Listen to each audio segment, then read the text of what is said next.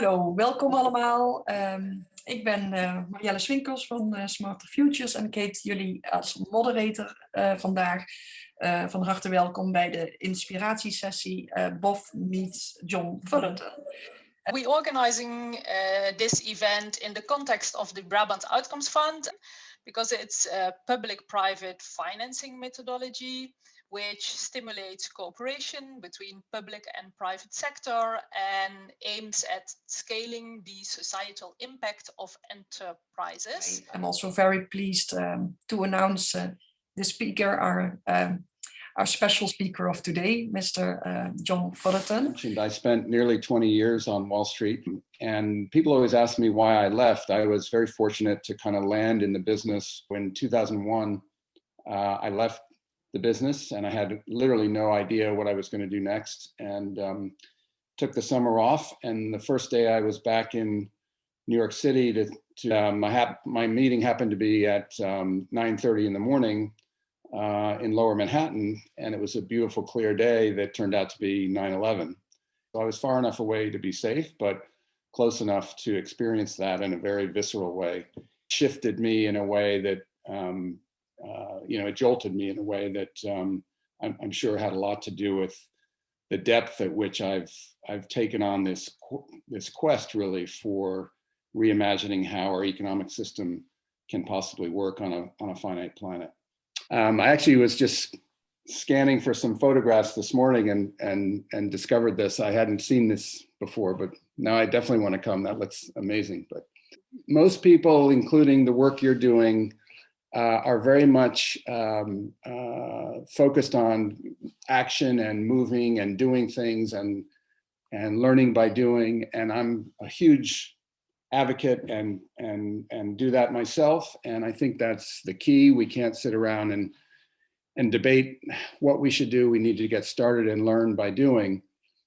And I also believe we need to recognize that the way we even think about the problems we're trying to solve are often subconsciously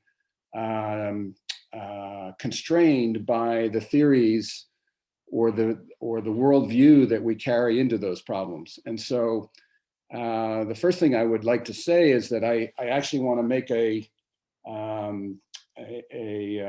shout out for theory, because at this moment in time, I think the theory we essentially run the world by is fatally flawed. And if we don't get clear on our worldview and our theory, we will continue to look to solve problems, and the solutions we create to our problems will continue to create new problems. What I'm proposing in this talk is that we are entering into, or have entered into, and certainly this century, to me, marks the sort of no turning back moment where we're shifting from the modern era to what some are calling the integral era. And that shift is as unsettling as the shift from the medieval era, where we sort of took our truth from the church, and the church had this direct line to God. And if we behaved the way the church told us to, we would go to heaven. And if we didn't, we'd go to hell. The modern era was defined by, or launched with the scientific revolution, and all of the great progress that science has led us has reached its limits. And the reductionist mindset of the world behaving, and we think of it as if it's a machine, has many advantages of breaking down complicated things into parts that we can understand. And all the advances in science are a result of that reductionist method. But it has this Achilles heel, which is that we've lost sight of the whole. And this new emergent integral way of thinking is the necessity to, at the same time that we use our scientific method, we zoom out and keep our eyes on the whole and understand that, as we've understood forever, the whole is greater than the sum of the parts. Now, I wrote my first paper about all this in 2015. It's on our website, capitalinstitute.org. It's called Regenerative Capitalism: How Universal Principles and Patterns Will Shape Our New Economy. But the big idea here is that none of us are smart enough to figure out how to organize a complex human economy in a way that achieves both human prosperity without undermining the stability of the ecosystem upon which we're dependent. And I have this belief that if we want to have a sustainable economy, we need to learn how other sustainable systems in the real world work, which are living systems. We need to add to our understanding in these different domains this integral approach. And that's very hard. It's very hard to actually shift the way our minds think from reductionism to holism. And we all, myself included, constantly fall back into our reductionist thinking because it's probably by now baked into our DNA. So a quick definition: regenerative economics, and I focus on economics and finance in part because that's what I know a little bit about, but also because I do believe it's the critical root cause of all of our systemic crises. It's the way the human economy is the way humans interact with each other and with the planet, and it obviously isn't working right. And so rather than address problems like climate change, I think we need to get to the root cause, which is our economic theory and our economic models and the financial system that drives them. So the definition for me of regenerative economics is the application of nature's laws and patterns of systemic health, self-organization, self-renewal, and regenerative vitality to socioeconomic systems. And I say socioeconomic very intentionally. One of the problems of economics is that we separated economics from politics in order to create fields of specialty, and I think that's a false division, like most divisions, but that one in particular is one that that is not helpful to us. And this is not the first stage of evolution of our economic thinking. This visual kind of gives you a trajectory that I think is reasonably accurate. It's missing many pieces, but just for simplicity, we are struggling to break out of the chains of our neoliberal economic dogma. That's the really grounded in the idea, the simplistic idea of the invisible hand, that markets left to their own devices will solve all of our problems. We then had this idea that we needed to integrate environmental externalities into our neoliberal framework. And so you have the whole field of environmental economics, which is an essential development and advancement from pretending that the environment doesn't matter. But there's a problem with simply trying to integrate externalities into the old framework, which is that it presumes that that everything can be fixed with money. And there's a difference between a cost that can be fixed with money and a wrong that can never be fixed. And we're in the process of, damaging the very foundation of our of a healthy, balanced ecosystem on this planet. And if anyone thinks that there's any way to put a price on that, they're literally stuck in a wrong worldview. And I think that's very much where we stand. Ecological economics was a much more important breakthrough in my mind. Herman Daly is probably seen as the father of ecological economics. He introduced for the first time, believe it or not, the idea that scale needs to be factored into our macroeconomy. Macroeconomics is defined conventionally as simply the sum of the microeconomies. So it's the sum of all the households and firms and organizations sum up their revenues, and you have the macroeconomy.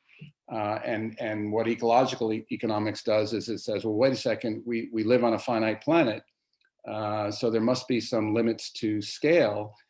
This goes back to the famous Club of Rome book by a group of authors from MIT, system scientists, where they introduced this idea of limits to growth, which they were ridiculed for back in the 1970s, but were actually living out the truth of their prognosis back in the 70s.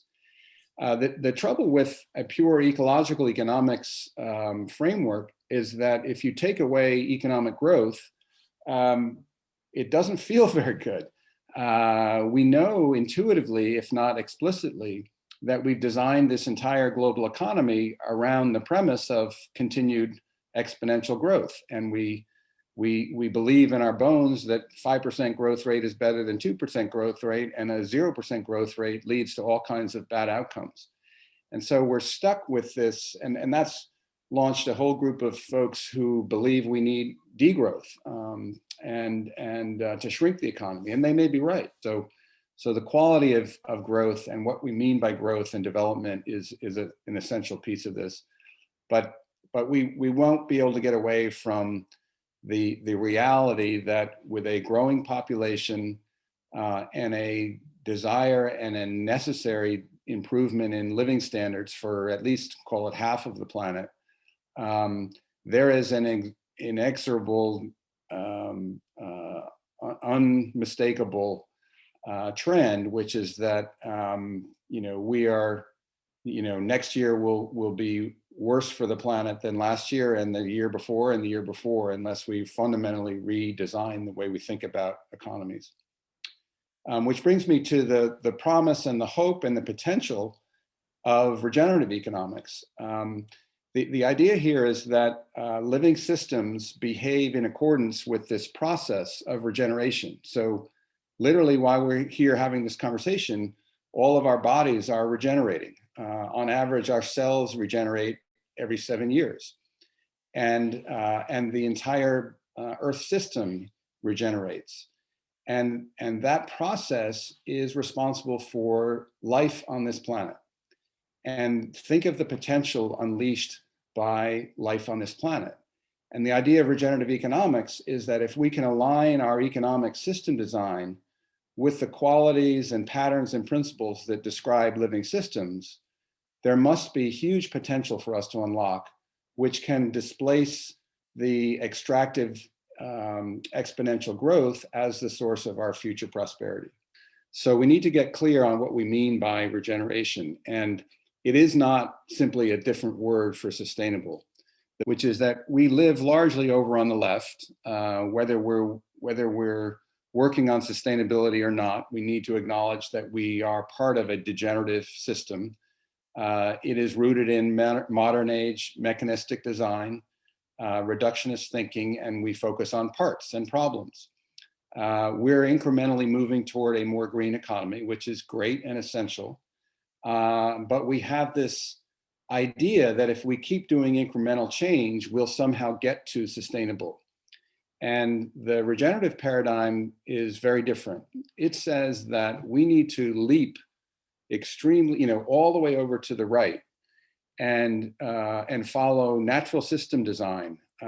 Living systems have a genius to them that has proven that they're sustainable over long, long periods of time, or they wouldn't still be here. And living systems design focuses on patterns rather than parts. And it requires this holistic thinking as opposed to simply reductionist thinking, which doesn't mean that there isn't a place for the reductionist method. It's just that we can't confuse the method for how the world actually works. It will require less energy and higher consciousness, less materials and more efficient use of materials, which is where it fits within, for example, circular economy. But the key is that there's this process, this regenerative process on the right, that if we follow, sustainability will become the outcome of that process. It's all well and good, John, but how do we do this, right? And our traditional approach to something like, to change like this is to look for measures and to look for problems to solve. And I'm arguing passionately that before we do that, we need to get clear on first principles of this regenerative process to use as our guide. Because as soon as we get into measures and metrics and problems and solutions, we lose sight of the genius of this regenerative process. And I'm not proposing that these 8 principles are the, quote, right principles, or that it's even possible to reduce the regenerative process to 8 principles. That's, again, reductionist thinking that we could reduce, for example, the complexity of each and every one of us as a human being to 8 principles is obviously absurd. But we do need a map. We need a map, and we need some kind of a compass to guide our actions, so that while we move forward and act and learn by doing, we have a reference to check and see, are we actually acting and moving in the right direction? But just very briefly, they are the idea of right relationship. All living systems work in symbiotic win-win relationships. This says a lot about our competitive paradigm, and that needs to be rethought. I use this concept of holistic wealth. This is my attempt to talk about the multiple capitals or the multiple forms of wealth, not just money. Innovative, adaptive, and responsive. Obviously, what you guys are working on is an example of that. I used to call this entrepreneurial, but the systems language, what ecologists talk about is actually innovation, adaptive, as well as responsive to the changing context. And so it's not just innovation for the sake of innovation, but it's innovation in the context of the bigger picture that's happening. Empowered participation is vitally important. What it means is that the health of the whole can only realize its potential if it has the participation of all of the parts in the whole. So for example, if you don't get oxygen circulating to your feet, you can't walk, you can't run, therefore you're not going to be as healthy, therefore you can't achieve your potential as a system. So that's also true in our society and in our economies, which means that dealing with inequality and injustice is not just a moral question, although it certainly is a moral question. It's actually a systemic health question. And our whole society can't be healthy if we have these extreme levels of injustice and inequality. So it gives us different reasons. In a sense, it's in everyone's self-interest that that we have the contribution and participation of all members of a society. And we need to understand that that's actually the way we become a healthy system if we do that. Honors community and place. Place is where human culture and geologic reality intersect. And so your work in your region, this whole idea of bioregionalism is very much right out of the playbook of the regenerative process. So I, again, applaud you on that. Similarly, on the edge effect, you're working across the edges between the public sector, the education sector, and entrepreneurs. That is, again, right out of the living systems playbook. Living systems are richest where one system interacts with another. Like, for example, where a river meets the ocean, you have these massive salt marshes where there's massive diversity and therefore opportunities for new forms of life. And yet we've organized our economy into industries, and they tend to be much more stovepipe. We've organized the academy into specializations, and they tend to not interact with each other as much as they need to. Robust circulation, as I mentioned earlier, a human economy is at its heart a metabolism, and things like circular economy, the reality that we can't exceed planetary boundaries, all of that is necessary if we're going to have a healthy metabolism in a human economy. And finally, the idea of balance. I don't think this is controversial, but there are many, many things that need to be in balance, and conventional economics is all about optimization, typically optimization of efficiency for the pursuit of growth. When in living systems, we actually know empirically that they balance efficiency with resiliency, for example. But also we need to balance the masculine and the feminine, the competitive and the collaborative. There's many, many aspects of balance that need to be realized in the regenerative process. Can we do this in the time frame we're talking about? I believe we have to. I think it's critical we get clear on what values really matter. And I don't just mean human values, I mean the value of life itself on this planet. I believe that it does require a fresh way of seeing the world and seeing our place in the world, and even the use of our language, like that the environment is a thing separate from us, is broken thinking, reductionist thinking. And we need to harness our technologies in alignment with this vision, as opposed to just allowing technologies to run whichever direction is the way that will optimize profits for a company. But the technologies are going to be critical for us to address these issues. Now, I know your region is rich in agriculture and lots of agricultural opportunities. So let me just drop down from the theoretical for a moment and talk very practically.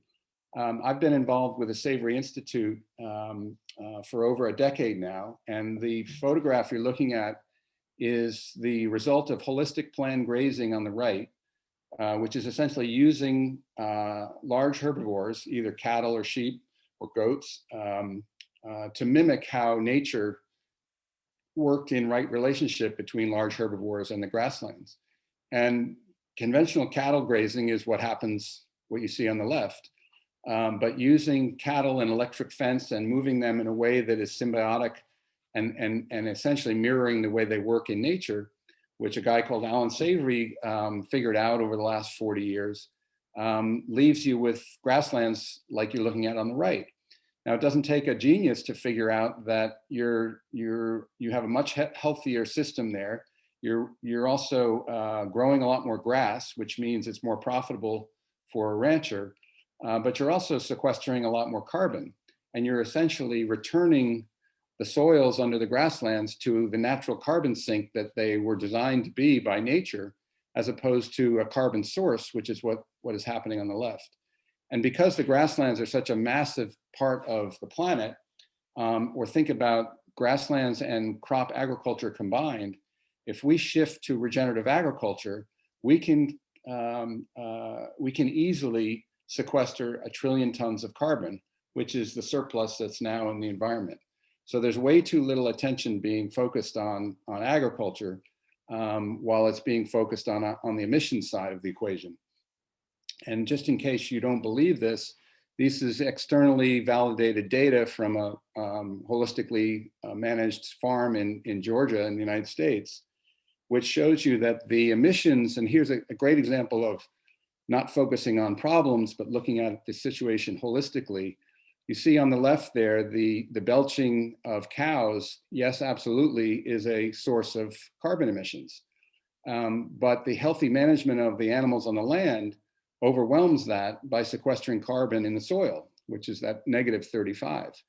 And so you see that the net of this across this entire integrated farm, and it's a fairly, it's not a large farm in the context of industrial agriculture, but this is, several hundred acres at least of farmland in the United States. And it shows you the carbon impact of conventional industrial beef, which generates 33 pounds of carbon equivalent in the atmosphere per pound of meat. But even the plant-based foods, Beyond Burger and Impossible Burger, because the feedstock of those are grown with industrial agriculture, have a carbon footprint, whereas the white oak pastures has actually a negative carbon footprint while growing protein that people want to eat. So that's a holistic solution to the problem of climate change, but also water retention and biodiversity in the soil. Many, many other things are solved all at the same time.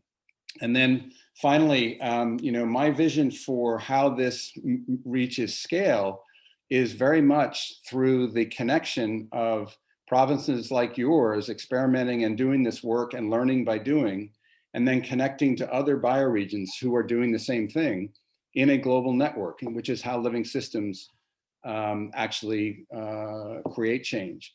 So imagine, this is a map of Europe, not divided by nation states, which are a reductionist political reality, but not the way living systems self-organize. Here you see the actual watersheds across Europe. And so, a province like yours is a piece of a watershed. And if we all begin to think about building regenerative economies, dealing with a holistic approach within each of our bioregions, and then connect each of these bioregions, we will see emerging essentially an entirely new economic and societal order that is much more in alignment with how living systems actually work. So in closing, I was recently it was suggested to me to read Bucky Fuller's last book that most people have never heard of. It's called Grunch. And I was blown away because I knew of Bucky Fuller, but I'd never heard him use this regenerative language. And it was sort of his farewell message to humanity. It was published the year he died. And if you read it, you can tell he was very much sharing his advice for us. And toward the end of the book, he says, nature is a totally efficient, self-regenerating system. If we discover the laws that govern this system and live synergistically within them, sustainability will follow and humankind will be a success. And I couldn't say it better myself. So thanks so much for bearing with me. And I look forward to seeing what comes up from all that. Well, thank you, John. That was a very interesting story. I have quite a few number of questions received from the people listening. There was one question that I was curious about myself, whether you think that we were going to have a lot more crises in the world, like the pandemic we're having now, whether we need that as human beings in order to realize that we need to make the switch, and even more, actually make the switch. I think we do. I think systems and institutions don't change unless they're forced to by pressure. And that is actually true. Like, you put a pot of water on the stove and it doesn't change until you turn up the heat. Since the beginning of this century, beginning with 9/11 and my personal experience in that, and you can go back earlier than that, but obviously kind of exponentially in this century, we've been given by the universe these crises, from 9/11, the financial crisis, the refugee crisis, and now the pandemic and the associated economic crisis. These are the universe turning up the heat. And so I think it's a fool's errand to predict the future in complex systems like we're in, but I would bet a lot that we will have not only more crises, but accelerating crises. And that's not good news, but the good news in that is that is actually what will force us to change. So we don't need to worry about our theories of change. We need to learn to dance with complexity and adapt to it and grow with it and learn with it. And the pressure will be the theory of change is the pressure is rising, as far as I'm concerned. Right. A question from Bart first is, he wanted to know what in your opinion, is the role of the government in this? I've never been a politician, but I understand enough the constraints that politicians operate under. I think we need politicians who are willing to risk everything, including their career, at nudging the system in this new direction. And that's asking a lot of people. But I don't see the institution of government leading us if it remains trapped in the modern age conventional thinking, which by definition is what it's about. The easy steps are frankly projects like you're working on right there with the entrepreneurs. If you create the conditions for entrepreneurial innovation to thrive, then that energy will do the work for you. So small subsidies, browbeat the big companies in your bioregion to support that effort. Browbeat the wealthy people who have plenty of resources to support those efforts. So Janine Benyus, who's sort of a biomimicry frame, likes to use the phrase, life creates the conditions for life. And so government, which ultimately has nothing but the well-being of society as its purpose, can fall into this same framework by helping to create the conditions for life. You know, if I had one wish for the minister listening, it would be to embrace regenerative agriculture as a formal policy of the region, and become the first region in Holland to become 100% regenerative agriculture. And the spin-off benefits of that, from healthy water to less toxins in the environment, to more jobs in agriculture, more young people involved, to healthier food, to less health problems, will be exponential. So that's one suggestion I could make. Mm-hmm. Well, Inge comments that would be really awesome. So and don't just settle for organic. Go 100% to regenerative, and it's possible. Right. And you will make more money. Farmers will make more money doing it. It's proven in other parts of the world. I would like to end the discussion or exchange on this, and would like to thank John very much for your thoughts and experiences, and also the wisdom you bring in this conversation, and all the participants for sharing their questions. I would give the floor to Astrid to end this session. But first of all, John, thanks a lot for all your inspiration, and I hope we can continue this conversation another time, because I think it's very worthwhile. And I hope to see you all again on the 1st of April.